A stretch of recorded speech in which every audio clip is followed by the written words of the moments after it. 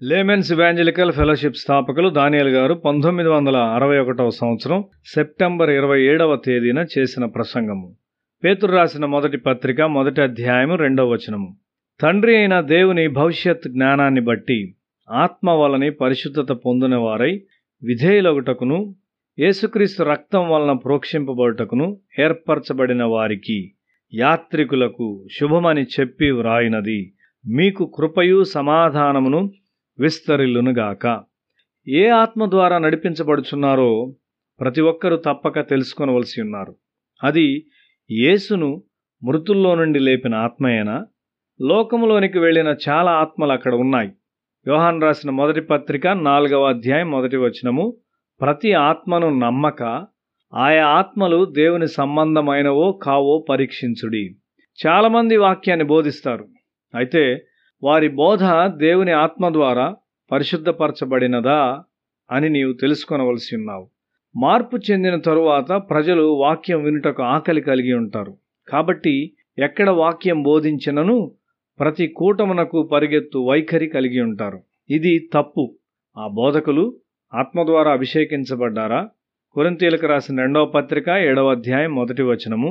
మనకు ఈ వాగ్దానములు ఉన్నవి గనుక దేవుని భయమును పరిశుద్ధతను సంపూర్తి చేసుకొనుచు శరీరమునకును ఆత్మకును కలిగిన సమస్త కల్మషము నుండి మనలను పవిత్రులనుగా చేసుకొందము. శరీరములో మరియు ఆత్మలో పరిశుద్ధపరచబడుట అనేది ఉన్నది. మన కొరకు కొనబడి భద్రపరచబడిన నిష్కళంకమైన స్వాస్థ్యం కొరకు కాకుండా లోక సంబంధమైన విషయాలకు ఎక్కువ మక్కువ చూపు వారికి ఇక్కడ ఒక హెచ్చరిక ఉన్నది. ఈ స్వాస్థ్యము వాడిపోదు. అది పరిశుద్ధుల యొక్క స్వాస్థ్యము.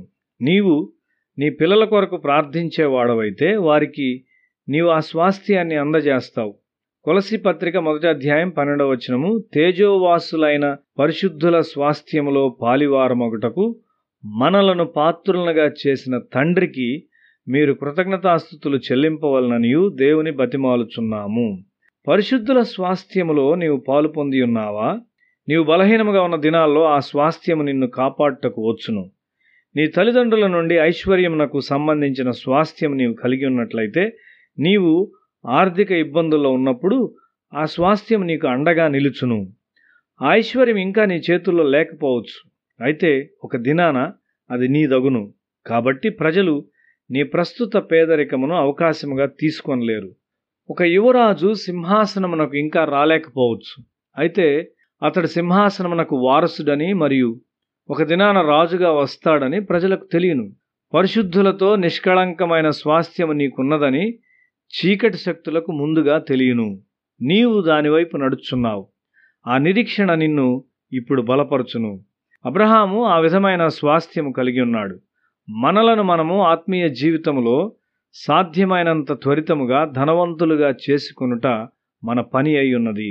ఒక వ్యక్తి ఒక జిల్లా కలెక్టర్గా చేయబడినప్పుడు అతడు ఆ స్థాయిలో నిర్ధారించబడవలసి ఉన్నాడు. లేనట్లయితే క్రిందకు మార్చుటకు అవకాశం ఉంటుంది. కాబట్టి ప్రతివాడు ఉన్నతమైన స్థాయిలో త్వరగా నిర్ధారించబడుటకు చూస్తాడు.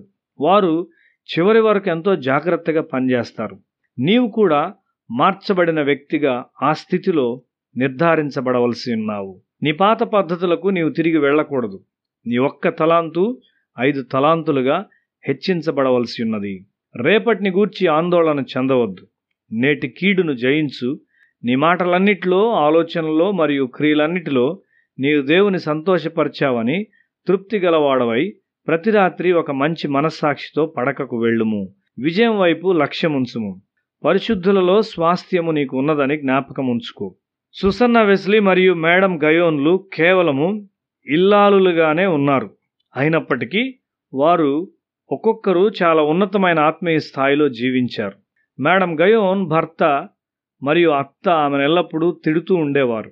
అయితే ఆమె ప్రభువుతో మాట్లాడుటలో ఎంతో నిమగ్నురాలై వారికి జవాబు చెప్పుటకు కూడా ఆమెకు సమయం లేకుండెను. నీ ప్రార్థనలు పరిశుద్ధుల ప్రార్థనలతో సమగ్రమై ఉన్నవి. అబ్రహాము, దానియేలు మరియు మోషే పరలోకములోనున్న పరిశుద్ధులతో ఒక స్వాస్థ్యాన్ని కలిగి ఉన్నారు. దేవుని గూర్చిన నీ జ్ఞానమును 2 మరియు 3 వృద్ధి చేసుకొనుము. పేతురు రాసిన 2వ పత్రిక మొదటి అధ్యాయం 5-7 వరకు. మీ మట్టుకు మీరు పూర్ణ జాగ్రత్త గలవారై మీ విశ్వాసమునందు సద్గుణమును, సద్గుణమునందు జ్ఞానమును, జ్ఞానమునందు ఆశానిగ్రహమును, ఆశానిగ్రహమునందు సహనమును, సహనమునందు భక్తిని, భక్తియందు సహోదర ప్రేమను, సహోదర ప్రేమయందు దయను అమర్చుకొనుడి. నీవు ఆ విధముగా కృపలో నిర్ధారించబడుచున్నావా? మంచితనములో మరియు దయలో నీవు వృద్ధి చెందుచున్నావా?